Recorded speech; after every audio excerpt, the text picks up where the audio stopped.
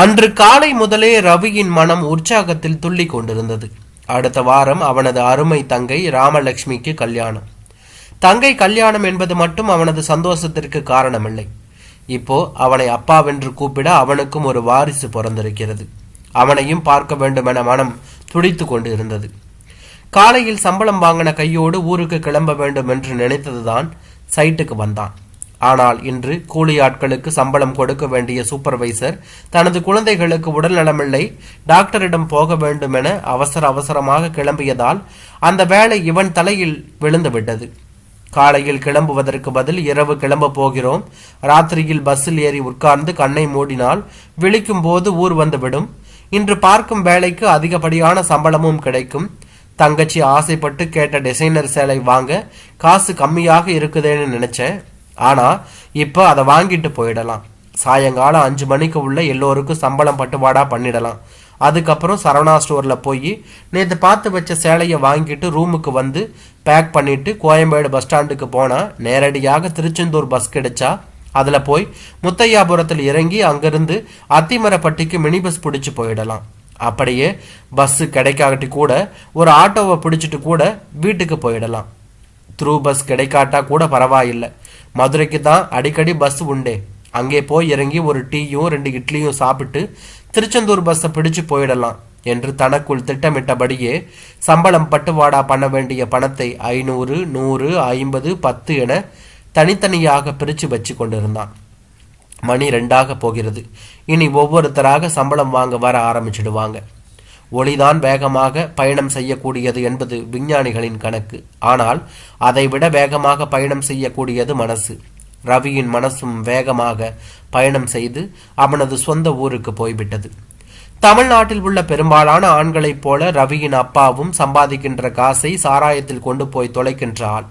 அவனது அம்மா அக்கம் பக்கத்தில் தூத்துக்குடியில் உள்ள கப்பல் கம்பெனியில் கோதுமை, பட்டாணி, கொல்லாங்கொட்டை மாதிரி பொருட்களை இறக்கும் போது அவற்றில் கீழே சிந்தும் பொருட்களை கூட்டி பெருக்கி அதுக்குன்னு வச்சிருக்கின்ற பெரிய பெரிய பிளாஸ்டிக் ட்ரம்களில் கொட்ட வேண்டும். பின்பு அவற்றை கல் மண் நீக்க புடைத்து கொடுக்கணும். இதுதான் அவள் பார்க்கின்ற வேலை. அவற்றில் கொஞ்சம் கோதுமையுடன் பட்டாணியையும் சாப்பாட்டு தூக்கிலும் சேலையிலும் பொதிந்து வீட்டுக்கு கொண்டு வருவாள். அதனால் அவர்கள் வீட்டு சாப்பாட்டில் கோதுமை தோசையும் பட்டாணி குழம்பும் கண்டிப்பாக இடம் பிடிக்கும். ராமலட்சுமி பிறக்கிறப்ப ரவிக்கு 10 வயசு. அவங்க அம்மா வேலைக்கு போனாதான் வீட்டில் அடுப்பு எரியுங்கிற நிலை என்பதால் ராமலட்சுமியை ரவியிடம் விட்டுவிட்டு அவனது அம்மா பேச்சி அம்மா வேலைக்கு போயிடுவாள். அதனால் தங்கையை குளிப்பாட்டுவது, தங்கைக்கு பால் காய்ச்சி கொடுப்பது, உச்சா ஆய் போயிட்டா கழுவி விடுவது, வேற துணி மாத்துறது என தங்கையை முழுவதும் வளர்த்து அவன்தான். அதனால் அவனால் ராமலட்சுமியை தங்கையாக பார்க்க முடியவில்லை, பெத்த பெண்ணாகவே பார்க்க ஆரம்பித்தான். அம்மா வேலைக்கு போறதால பக்கத்து வீட்டு ஆச்சி கிட்டதான் ராமலட்சுமியை பார்த்துக்க சொல்லிட்டு போவா. அந்த ஆச்சி வெத்தலை பாக்கு புயல வாங்க காசு கொடுத்தா போதும். அது பாட்டுக்கு வெத்தலையை வாங்கி ஆடு தலையை மென்று திங்குற மாதிரி வெத்தலையை சவுக்குன்னு தின்னுக்கிட்டு அதுக்கப்புறம் புயலையை கிள்ளி வாயில போட்டுக்கிட்டு அந்த சாறு இறங்க அது கொடுக்கிற இளம் போதையில் கிறங்கி போய் உட்கார்ந்துக்கிட்டு அப்படியே பிள்ளையும் பார்த்துக்கும். ஆனால் ரவிக்கு கிளாஸ்ல இருப்பு கொள்ளாது. மதியம் சாப்பாட்டு நேரத்தில் வந்து அவனே பிள்ளைக்கு பால் காய்ச்சி கொடுத்து விடுவான். வீடும் ஸ்கூலும் பக்கங்கிறதுனால அப்பப்ப டீச்சரிடம் கையின் ஒரு விரலை நீட்டி அனுமதி வாங்கி கொண்டு தங்கச்சி பாப்பாவை பார்க்க வந்து விடுவான். சாயங்காலம் ஸ்கூல் முடியவும் வந்து தங்கச்சிக்கு பால் காய்ச்சி கொடுப்பான். காலையில் அம்மா கோதுமை மாவை கரைச்சி தோசை சுட்டு கொடுத்து விட்டு அவளும் 2 தோசையை தின்னுவிட்டு மொதனா பொங்கி தண்ணி ஊற்றி வச்சிருக்கிற பழைய சாதத்தை பிழிஞ்சி தூக்கு போனியில வச்சுக்கிட்டு அதுக்கு தொட்டுக்க ஒரு ஊறுகாய் பொட்டலத்தையோ இல்லை 4-5 பச்சை மிளகாயோ எடுத்துக்கிட்டு போயிடுவா. சாயங்காலம் வந்தாதான் அரிசி சோறு ஆக்குவா. பால் காய்ச்சறதுக்காக அடுப்பை பற்ற வச்சாச்சு. அப்படியே உள வச்சு சோறு பொங்கிட்டா எண்ணங்கிற எண்ணம் வரவும் உடனே உழைப்பானையை அடுப்பில் ஏற்றி பக்கத்து வீட்டு ஆச்சி கிட்ட கேட்டு சோத்தை பொங்கிட்டான். இன்னும் அம்மாவை காணோம். சரி, இன்னைக்கு நம்ம குழம்பு வச்சா என்ன? அவன் அம்மா குழம்பு வைக்கிறத பார்த்து இருக்கான். ஆனாலும் மறுபடியும் பக்கத்து வீட்டு ஆச்சி கிட்ட தான் போனான். ஏல ரவி, என்னல ரொம்ப தான் துள்ளுற? சோறு பொங்குறது எல்லாம் பொம்பளைங்க வேலை, உனக்கு என்னல தலையெழுத்து? நீ ஏன்ல அதெல்லாம் பண்ற? உங்க அம்மா வந்து சோறு பொங்குவாள, நீ பேசாம போய் பசங்க கூட சேர்ந்து விளையாடல என்று சொன்னாலும் அது ஆச்சு, ஆம்பளை சோறு பொங்க கூடாதுன்னு ஏதாவது சட்டம் இருக்கா? அம்மா ஆம்பளை கணக்காக வேலை பார்த்து சம்பாதிச்சுக்கிட்டு வரதில்ல. அப்போ நான் ஏன் பொம்பளை மாதிரி சோறு பொங்கக்கூடாது? உனக்கு பொறாம ஆச்சு. எங்கே உன்னை விட நான் ருசியாக குழம்பு வச்சிருவேன்னு பயம். அதான் எனக்கு சொல்லித்தர மாட்டேங்கிற. ஏப்பா, இந்த காலத்தில் பிள்ளைங்க வில்லங்கமாக பேச பழகிருச்சு. உங்ககிட்ட பேசி ஜெயிக்க முடியுமா? உப்பு புளி மிளகா 3 கரெக்டாக இருந்துட்டா சாப்பாடு ருசியாக வந்துடும். என்ன சாம்பார்னா பருப்பு போடணும், புளிக்குழம்புனா புளியும் மிளகாயும் கொஞ்சம் தூக்கலாக இருக்கணும், அதே குருமா குழம்புனா கொஞ்சம் பெருஞ்சீரகம் தேங்காய் கூட அரைச்சி போடணும். அவ்வளவுதான் சமையல். ஒன்றும் பெரிய கம்பச்சூத்திரம் கிடையாது. ஆச்சி சொன்னபடி குழம்ப வச்சான். ஆனால் ருசி பார்த்தப்ப நல்லாவே இல்லை. என்ன குறைன்னு தெரியல. சரி, தடவை பண்ணியிருக்கோம், 2 நாள் பண்ணினா சரியாக வந்துடும்னு குழம்ப இறக்கி வச்சுட்டு அடுப்பை பார்த்தான். கணுகணுன்னு கங்கு கிடந்தது. ஒரு பானையில் தண்ணி எடுத்து வச்சா அடுப்பு காந்தல்ல சுற்றுமோன்னு ஒரு பானையில் தண்ணி ஊற்றி அதை அடுப்பில் வச்சான். சாயங்காலம் வீட்டுக்கு வந்த பேச்சி அம்மாவுக்கு தம் அவன் பண்ணி இருக்கிற வேலையை பார்த்ததும் அழுகியே வந்துட்டது.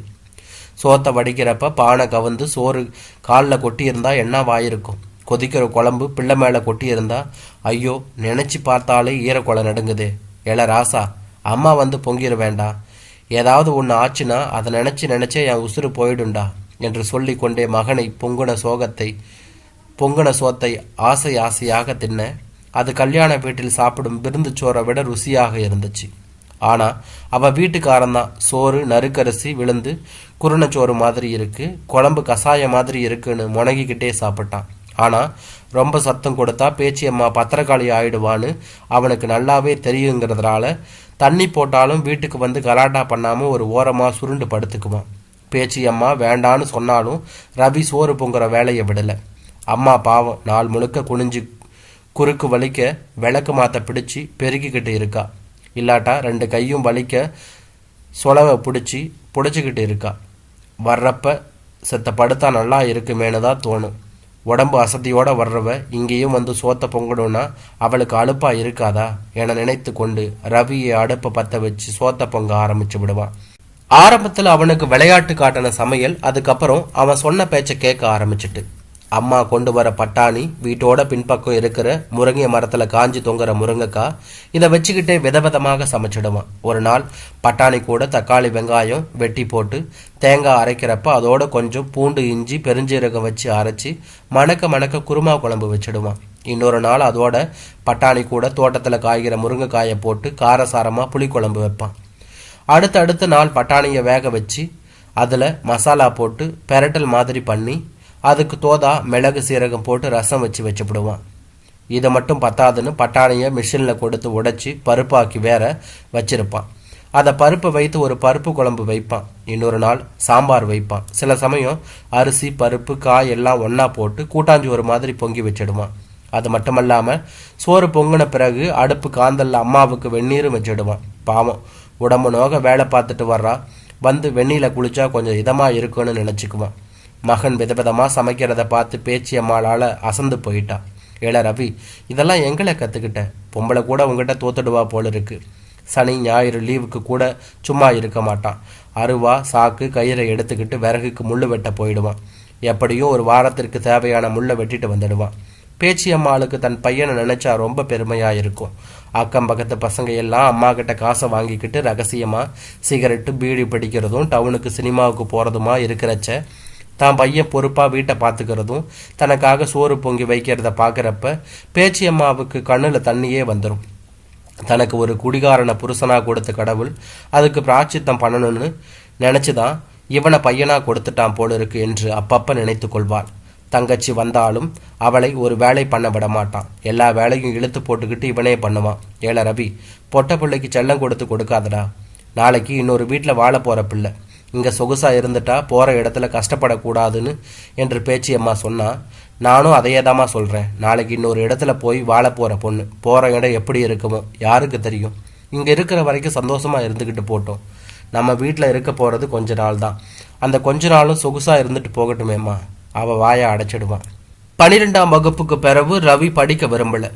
கப்பல் சரக்கு வந்து இறங்குறப்ப கணக்கு எழுதுகிற கிளர்க்கு வேலைக்கு போனான். ஒரு சமயம் தொடர்ந்து ராப்பகலாக வேலையில் இருக்கும், சில சமயம் நாள் கணக்காக வேலையே இருக்காது. அப்போ தான் பக்கத்து வீட்டு அண்ணன் வடக்கே ஒரு கன்ஸ்ட்ரக்ஷன் கம்பெனியில் வேலை பார்ப்பதாகவும் தன்னோடு வந்தால் வேலை வாங்கி தருவதாகவும் சொல்ல அவனுடன் கிளம்பி போனான். சம்பளம் ஓரளவுக்கு பரவாயில்லை, ஏதோ சாப்பாடு போக வீட்டுக்கும் அனுப்ப முடிஞ்சது. ஆனால் தங்குற இடம்தான் ஜெயில் மாதிரி இருக்கு. ரூமுங்கிற பேரை தகர கொட்டாகியில் தங்கணும். வெயில் அடித்தா உள்ளே இருக்கிறவங்க வேகிற அளவுக்கு வெக்க இருக்கும். பனிக்காலம்னா உடல் விரைச்சி போகிற அளவுக்கு பனி இறங்கும். அங்கே அவனையும் சேர்த்து கிட்டத்தட்ட 500 பேருக்கு மேலே லேபர்ஸ் இருந்தாங்க. எல்லாம் இவனை மாதிரி ஒவ்வொரு இடத்துல இருந்து பொழைக்க வந்தவங்க. சுற்றிலும் முள்வேலி, அதுக்குள்ளே புறா கூண்டு மாதிரி சின்ன சின்ன தகர கொட்டகை. அந்த தகர கொட்டகை இவங்க தங்கறதுக்குமான ரூம் கிடையாது. இது இவங்க சோப்பு, சீப்பு, ட்ரெஸ் போன்ற பொருட்களை பத்திரமா வைப்பதற்கான பெரிய சேஃப்டி லாக்கர். மழை பெஞ்சா நனையாமல் ஒதுங்கிக்கலாம். ஆனால் பெரிய மழை பெஞ்சிச்சுன்னா உள்ளே தண்ணி வந்துடும். தூங்க முடியாது, சோறு பொங்க முடியாது, பாத்ரூம், டாய்லெட் எல்லாம் பயன்படுத்தவே முடியாத அளவுக்கு மாறிடும். அதனால் ஊரே மழை வரணும்னு யாகம் பண்ணினாலும் இவர்களை மாதிரி ஆட்கள் மழை வர வேண்டாம் என்று தான் கடவுளை வேண்டுவார்கள். பாத்ரூம் என்றால் தனியாக ரூமெல்லாம் கிடையாது. தகர கொட்டகைகளுக்கு நடுவே ஒரு பெரிய தொட்டி. மாட்டு கொட்டகையில் பெரிய தொட்டியில் மாட்டுக்கு தண்ணி வச்சிருக்க மாடுங்க சுற்றி நின்று குளிச்சுக்குமே, அது மாதிரி தொட்டியில் சுற்றி நின்று தண்ணியை கோரி தலையில் ஊற்றிக்க வேண்டியது தான். அந்த தொட்டியையும் கட்டின பிறகு இது வரைக்கும் அதை கழுவி விட்டுருக்கவே மாட்டேங்கிறாங்க. அதில் படிஞ்சிருக்கிற பச்சை பசேல்னு இருக்கிற பாசியை பார்த்தாலே தெரிஞ்சுக்கலாம். காலையில் மற்றவங்க எழுந்திருக்கிறதுக்கு முன்னாடி எழுந்திரிச்சு குளித்தா ஓரளவு தெளிஞ்ச தண்ணியில் குளிக்கலாம். ஆனால் அதுக்கப்புறம் குளிக்க போனால் பாசி சேர்ந்து கலங்கிய தண்ணியில் தான் குளிக்கணும். அடுத்த பிரச்சனை சாப்பாடு. மெஸ் என்று ஒன்று உண்டு. அதில் சாப்பிட்டால் அதற்கு என பணம் தனியாக பிடித்து கொள்வார்கள். மேலும் கடுகு எண்ணெய் வைத்து சமைக்கப்படும். எண்ணெய் மிதக்க பயன்படும் சப்ஜியும் வரட்டி மாதிரியான சப்பாத்தியும் அவனுக்கு சாப்பிட பிடிக்கவில்லை. ஏற்கனவே சமையல் பண்ணி அனுபவம் இருந்ததால் அவனே 4-5 பாத்திரமும் ஒரு ஸ்டவ்வும் வாங்கி சமைக்க ஆரம்பித்து விட்டான்.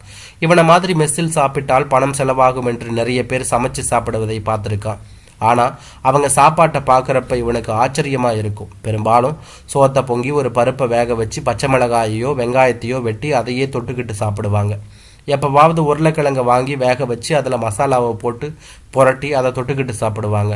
ஆந்திராக்காரங்களுக்கு சோறும் மிளகாய் பொடியும் இருந்தால் போதும் போல இருக்கு. சோத்தில் காரமாக ஏதாவது பொடியோ இல்லை ஆவக்காய் மாதிரி ஊறுகாயோ போட்டு பிசைஞ்சு சாப்பிடுவாங்க. இந்த பீகார்காரங்க சாப்பிடுவதை பார்த்தா தான் ஆச்சரியமாக இருக்கும். வெறும் கோதுமை மாவை பிசைஞ்சு கேரி பேக்கில் போட்டு அதுக்கு தொட்டுக்க வெங்காயத்தையும் பச்சை மிளகாயையும் கொண்டு வருவாங்க. அந்த மாவை அப்படியே பிச்சு பிச்சு மிளகாயையும் வெங்காயத்தையும் கடிச்சிக்கிட்டே சாப்பிடுவாங்க. இந்த மாவு அவங்களுக்கு எப்படி தான் ஜீரணமாகுதோன்னு ஆச்சரியமாக இருக்கும் ரவிக்கு. சரி, எல்லோரும் தன்னை போல தன் குடும்பத்தை காப்பாற்ற வந்திருக்காங்க. அவங்க குடும்பத்தை காப்பாற்றணும்னு நினைக்கிறப்ப இதெல்லாம் அவங்களுக்கு சிரமமாக தெரியாது போல இருக்கிறது என்று தனது மனதிற்குள் நினைத்து கொள்வான். தீபாவளி பொங்கலுக்கு தான் ஊருக்கு வருவான். ஊருக்கு வருவதற்கு ரயிலில் இடம் கிடைக்காது. ஜெனரல் கம்பார்ட்மெண்ட்டில் பெரும்பாலும் டாய்லெட் அருகே தான் உட்கார இடம் கிடைக்கும். ஆனால் ஊரில் அம்மாவையும் தங்கையும் பார்க்க போறோங்கிற மகிழ்ச்சி மனதில் நிறைந்திருக்கும் போது டாய்லெட் வாடை அவனை ஒன்றும் பண்ணாது. இவன் போய் தங்கி இருக்கும் 10 நாளும் இவனது அம்மா விதவிதமாக சமைச்சு போடுவா. ரவிக்கு மீனுன்னா ரொம்ப பிடிக்கும். அதனால கடற்கரைக்கு வலை இழுக்கிறப்ப போய் அப்போ பிடிச்ச மீனை வாங்கிட்டு வந்துடுவா. இவன் அனுப்புகிற பணத்தை மிச்சம் பிடிச்சி இவன் அம்மா தங்கச்சிக்கு ஒவ்வொரு நகையாக வாங்கி இவன் வர்றப்ப காட்டுவா. அதோட இவனுக்கும் ஒரு நல்ல பொண்ணாக பார்த்து கல்யாணம் பண்ணி வச்சுட்டா. இவனுக்கு கழுத்து நீட்டின கல்யாணியும் நல்ல குணவதியாகவே வந்துட்டான். அவளோடு சேர்ந்து இருந்த நாட்களை விட ஃபோனில் பேசி வாழ்ந்த நாட்கள் தான் அதிகம். இப்போ அவளையும் பிறந்த பையனையும் பார்க்கணும். ஃபோனில் தங்கச்சியும் அம்மாவும் சொன்னார்கள், அண்ணே, என் மருமவன் உன்ன மாதிரியே உரிச்சு வச்சாப்புல பிறந்திருக்கான். அவனை பார்க்குறப்ப உன்னையே பார்க்குறாப்புல இருக்கு என்று ராமலட்சுமி சொல்ல, அவளிடம் இருந்து ஃபோனை வாங்கின அம்மா, ஆமால ரவி, நீ பிறந்தப்ப எப்படி இருந்தையோ அப்படியே தான் உன் மவனும் இருக்கான். அவனை பார்த்தா போதும், நீ கை குழந்தையா இருக்கச்ச எப்படி இருந்தேன்னு தெரிஞ்சுக்கலாம் அப்படின்னு சொல்ல, அவனுக்கு குழந்தைய பார்க்கணும் போல ஆசையாக இருக்குது.